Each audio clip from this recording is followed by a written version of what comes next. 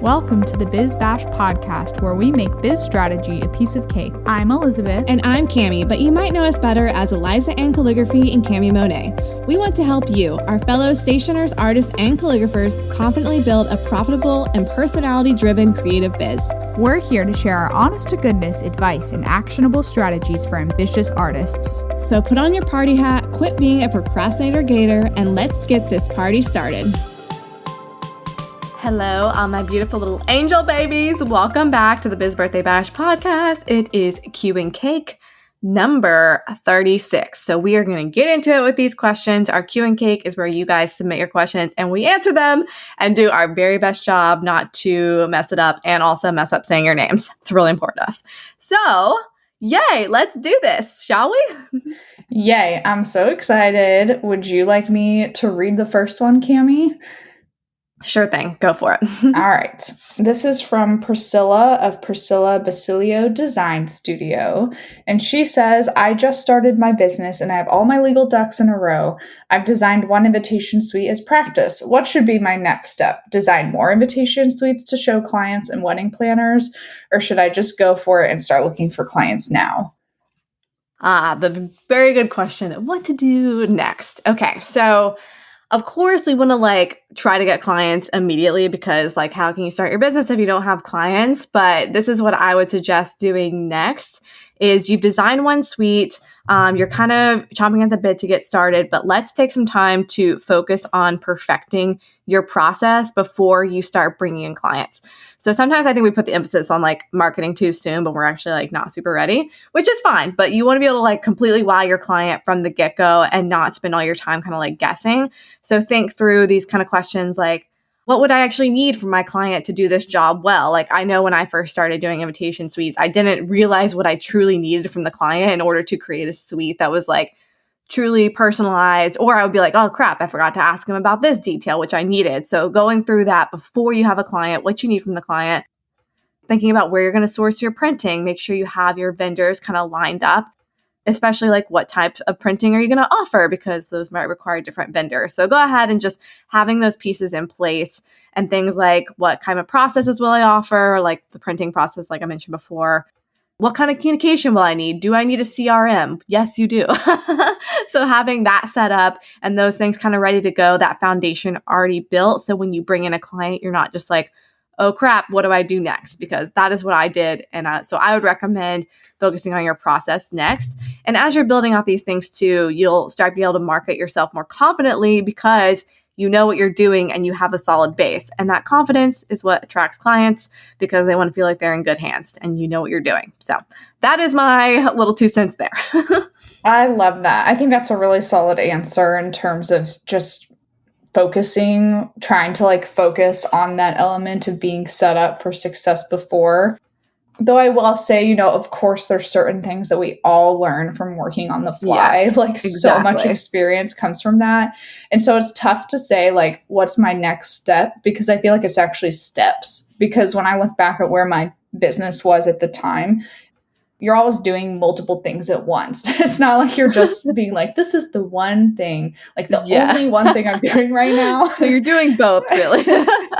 So I think you could think of it as next steps with more of the emphasis on continuing to prepare yourself for bringing a client on, or even having a friend go through your process could be really helpful too. So maybe pulling in a friend to be okay, let's mock design something together, tell them to go easy on you in the feedback, right? But just be just to push that process back and forth in the emails and what the proofs look like, to kind of go along with what Cami said. So that way you are giving yourself more of that client experience, but you're still doing it with a friend or a mom or sister, whoever it is that's going to help you out and give you some good feedback. It could be another person in the industry too. That would also be really helpful.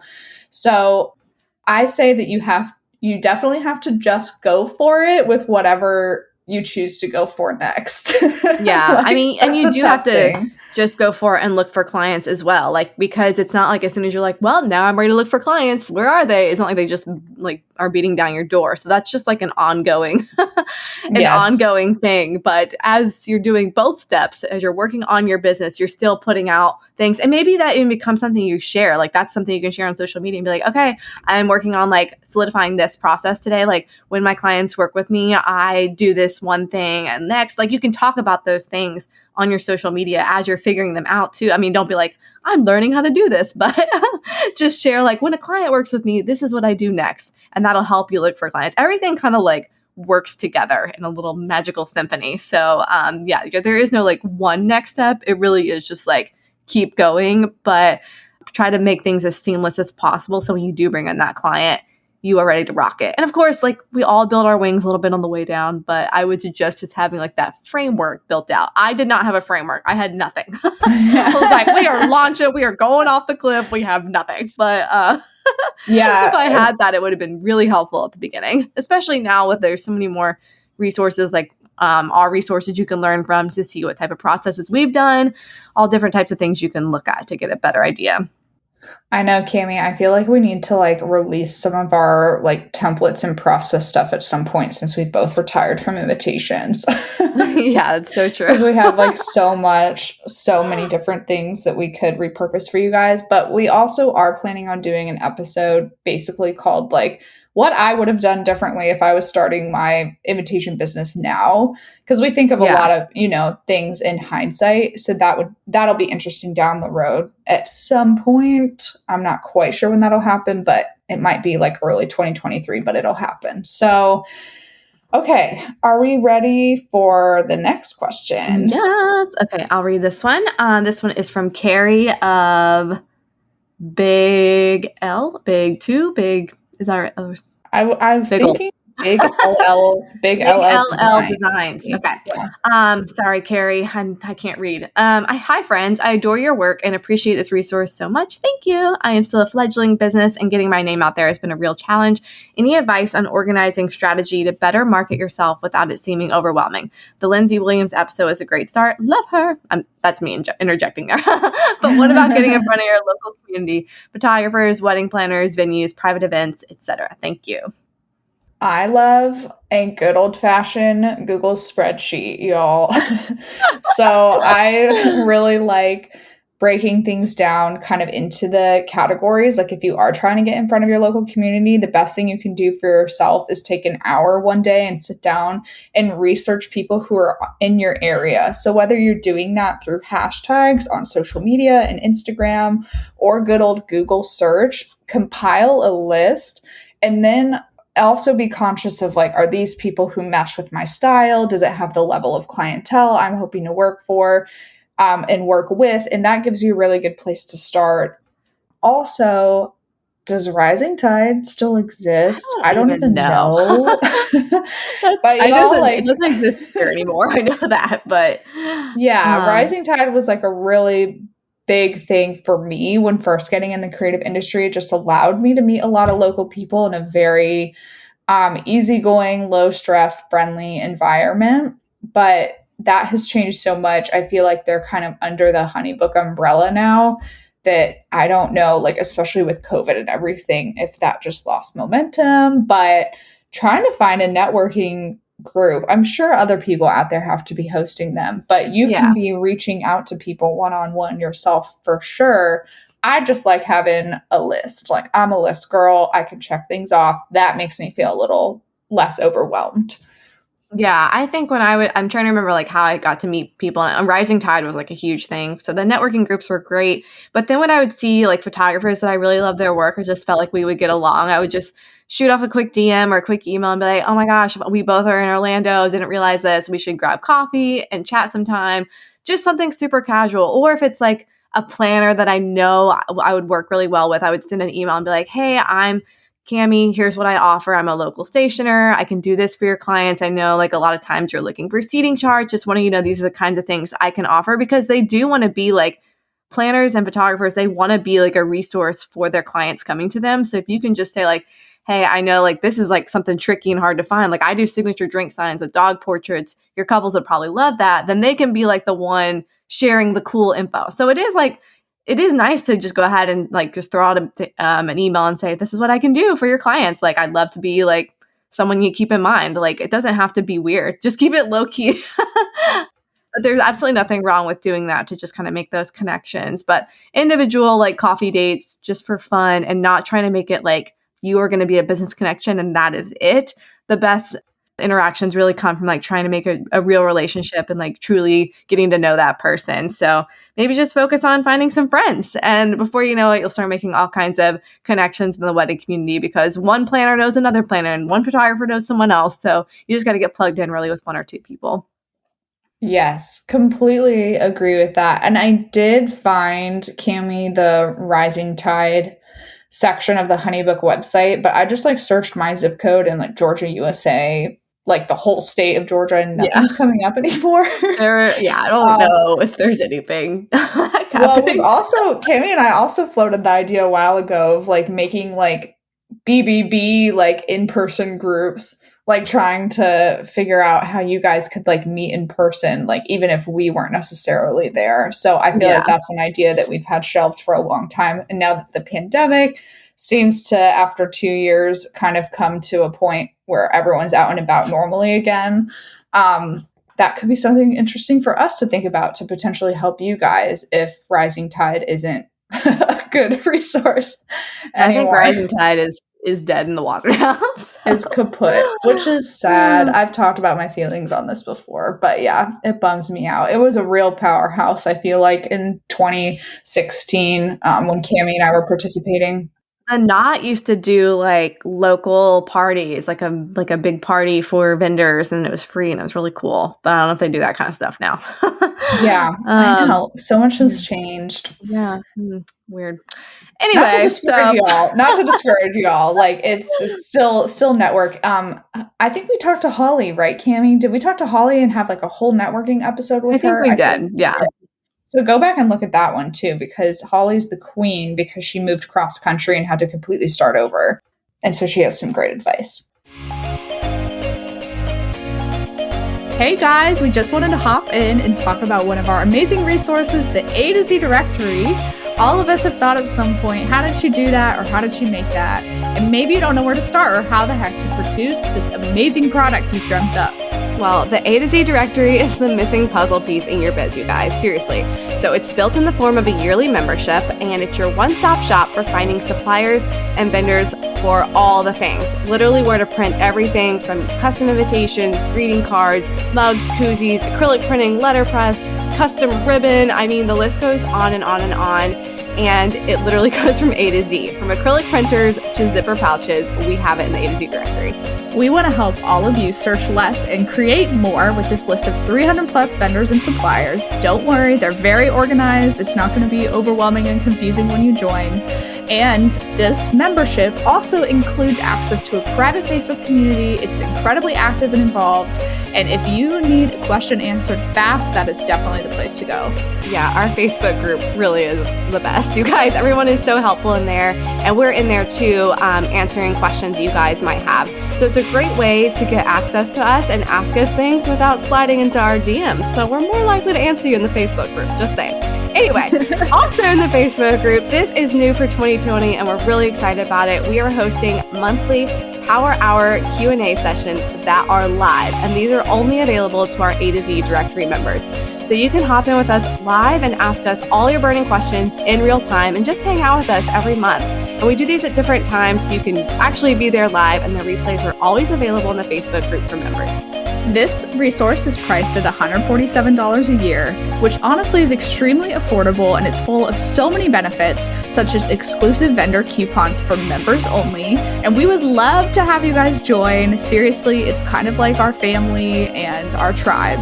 So visit bizbirthdaybash.com/directory to sign up today and use coupon code podcast2020 to receive $20 off your first year.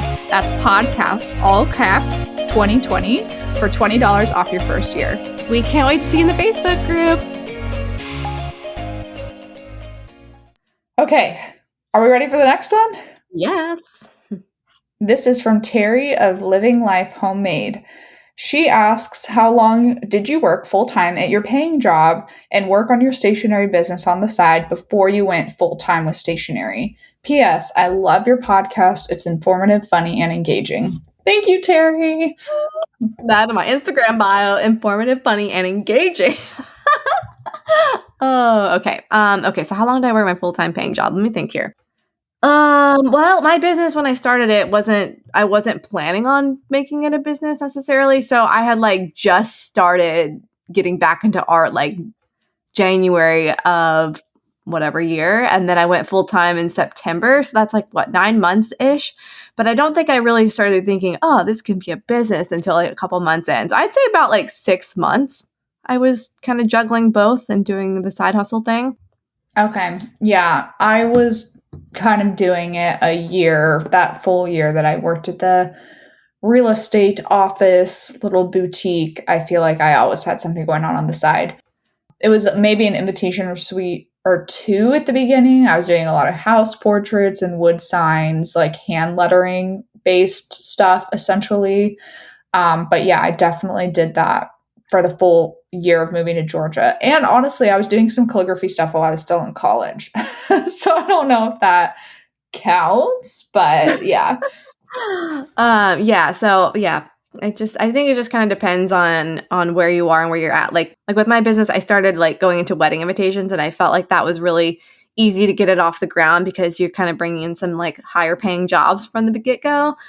So that was nice. I also, I mean, you guys probably know this from my story, but I didn't like plan on going full time. Like I was literally let go from my job because the magazine I worked for folded. So I didn't really have a choice. I would have worked longer if I could have, but didn't really get that luxury, but it all worked out okay anyway. So yes, it all worked out super great. And for those of you not familiar with our story, I'm pretty sure that's like one of the earliest episodes of the pod. So if you're just hopping in and listening now, you can go back to kind of get all the info. I feel like we sprinkle it around a lot through copy and emails and everything that we do here. But yeah, if you want the full shebang, I know that we share it in an episode at some point. Yeah, it's like episode 1 or 2 or something. Mm-hmm. Okay. Next one. Next time. Okay, next one. This is from Sarah of Plumeria Papery. And she says, I am inspired by all the unique and artistically done envelope calligraphy that I see artists designing. Girls, same. I just love it. Okay, I love all the swoops, the illustrations, and the divergence from the ordinary. My question is regarding USPS. How legible does envelope calligraphy need to be in order for the USPS to process it? Would it be pressing the envelope of USPS processing standards to address an envelope vertically versus horizontally and then send it off in the mail? I would love to use these fun techniques, but I've been wondering how the post office feels about such things. Thank you. The post office, they're such fun suckers when it comes to this. Oh, but honestly, it just is going to depend. And you know what? It might change differently. It might change every single day depending on who is working that day. Like there is no like rhyme or reason to this. Like they'll have guidelines on their website and stuff, but I do feel like it's kind of hit or miss. What do you think, Elisabeth? Yeah. Did you already talk about the vertical envelope? No, I haven't talked costing about extra. Oh, okay. Sorry, because I lost you for a second on my end. For some reason, I couldn't hear your beginning answer. But I was just saying it's kind of like up to the person working. Miss. Yeah, hit or miss. Mm-hmm. Yeah, and I did hear like that part, but I wanted to say that for the envelope, the vertical envelope specifically, I know for a fact that USPS upcharges for that. So you need an extra ounce of postage for the vertical envelopes because the envelopes get slotted by grabbing the shortest side first and because the machine reads horizontally. So if you grab the short side of a vertically addressed envelope, the envelope will be literally sideways, or the address, will be literally sideways, and it has to be hand sorted. So if you're going to do that, you can do it. You just need to have extra postage for it. But my favorite person in terms of inspiration for all things crazy calligraphy on envelopes is the Postman's Knock. Lindsay does stuff that's just off the charts. It's amazing. I love her envelope artwork. It's really, truly out of this world.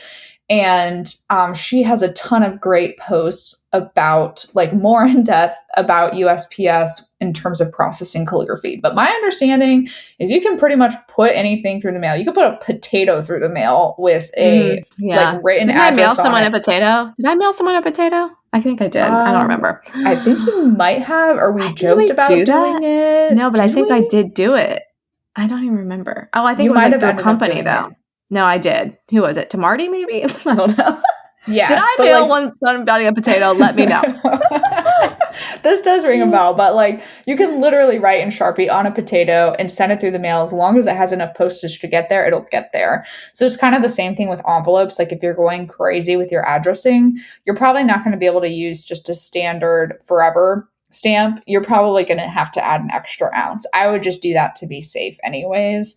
But in terms of calligraphy, like I could definitely send an envelope through the mail right now where I like scribble something. Think about like how bad people's handwriting is, okay? Yeah. For a Think second, about like like your Nana's handwriting. like or yeah, exactly. Or even like old school cursive that our grandmothers write on envelopes that is beautiful, but sometimes really hard to read. That stuff still makes it through. So you can really do about anything. Just test it. If you have questions, if you're like, hey, I'm going to do a bunch of envelopes in this style, test it and see what happens. Mail one to yourself, mail one to a friend, and then you can kind of go from there. Always test it. That's just my I almost feel advice. like if you put, enough postage to please the postage gods, and then you get the zip code pretty clear, I feel like you can get away with a lot of stuff. Like I feel like those are the two things that kind of like sneak it through. But I will say if I was doing this for a wedding invitation client and I had like something off the wall for each one, I would probably like tone it down a little bit because you just don't want that coming back on you. Like you said this would go through and it didn't.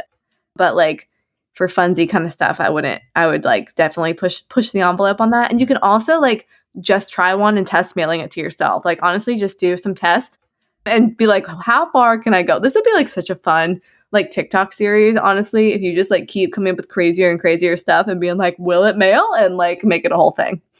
Somebody should do that. Cami, I like it. I don't know. You can do it. I know. Not will it mail? That's hilarious. I do want to mail something with like the little tiny labels that we print.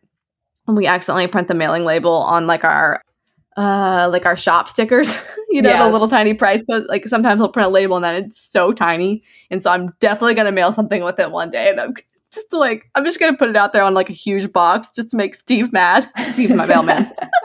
We have like this whole thing. I don't know. Oh, we're like has enemies, that improved at all?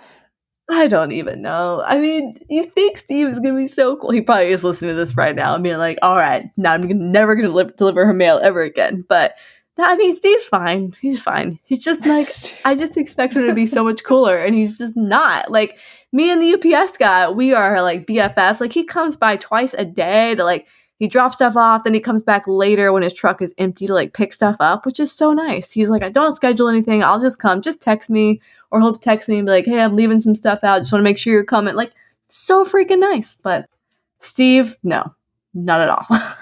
Steve is not wooed by your charm, apparently. He is not. He is not wooed by my charm. There's nothing I can do. I gave him a Christmas card. I gave him like gift cards for Christmas. Nothing. Some people just can't be pleased. So don't be a Steve, you guys. Don't be a Steve. Are you ready for the next one, Cami? Yeah. All right. This is from Jamie of Hazel Eye Designs. She said, I feel like this is a short to the point question, but maybe not. If you're a solopreneur and it's just you crushing your biz, do you use I/my on all of your documents and marketing as to not be misleading since you're just one person? Or do you use we/our in hopes that you'll grow one day?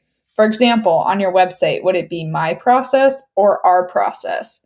Would you say, we'll go over a contract and provide a link for your deposit, or I'll send over a contract and a link for your deposit?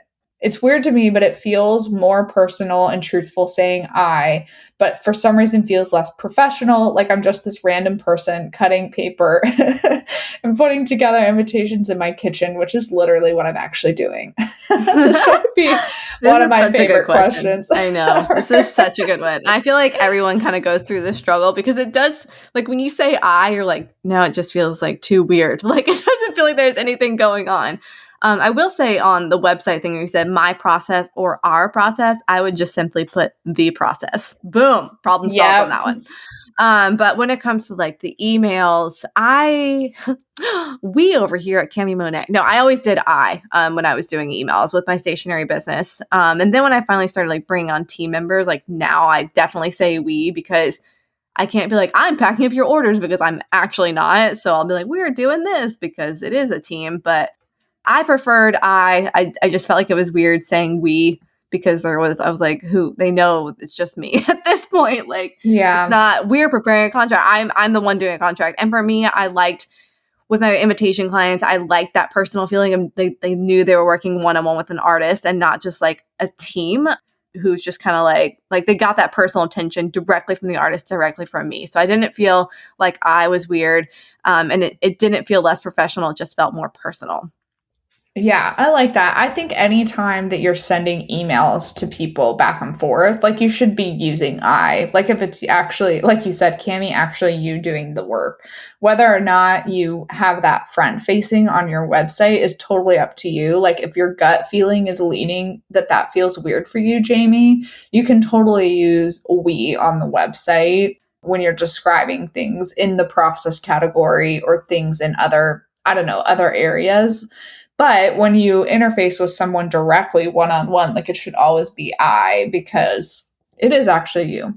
Yeah. I mean, honestly, it really doesn't matter. And either way, it just has a different feel. I completely understand. I would get so hung up on this. Now, listen, if there's something going wrong, then that was blamed on my imaginary studio assistant would be like, oh, so-and-so must have forgot that.